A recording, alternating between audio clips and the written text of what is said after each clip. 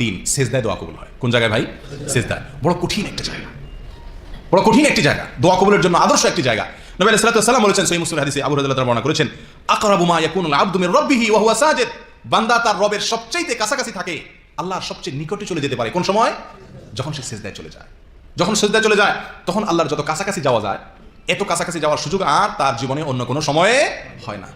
ওই সিজদায় যেহেতু আল্লাহর সবচেয়ে কাছাকাছি যাওয়া যায়, সেজন্য নবী আলাইহিস সালাতু ওয়াস সালাম বলেন ফাকফিরুদ দুআ, সিজদায় আল্লাহর কাছে কি করো? বেশি বেশি করে দোয়া করো। অন্য বর্ণনায় আসছে তিনি বলেছেন ফাজতাহিদু ফিদ দুআ, সিজদায় গেলে তোমরা দোয়া মনে প্রাণে দোয়া করো, দোয়ার জন্য প্রচন্ড চেষ্টা করো, সাধনা করো, কষ্ট করো। প্রিয় ভাইরা, তাহলে সিজদায় গিয়ে আল্লাহর কাছে কি করব? দোয়া করব।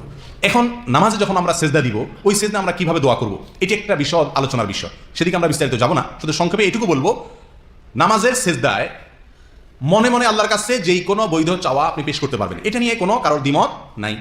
কোরআন এবং হাদিসের যত দোয়া আছে, বর্ণিত দোয়া, সেগুলো আল্লাহর কাছে কি করতে পারবেন? পেশ করতে পারবেন, এই বিষয়ে কারোর কোনো দ্বিমত নাই।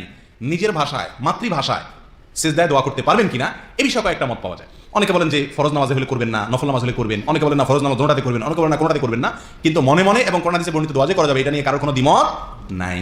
কথা কি বুঝতে পারছি? তাহলে ভাই, মুখে যদি আমি সুবহান রাব্বিয়াল আলা অথবা সুবহান কুদ্দুসুন অথবা অন্যান্য সিজদায় যে জিকির আছে সেগুলো আমরা করি, তাসবিহ যদি আমরা পাঠ করতে থাকি, আর মনে মনে আল্লাহর কাছে কি করি? চাওয়া পেশ করি। এমনকি মুখেও যদি আল্লাহর কাছে আমার চাওয়া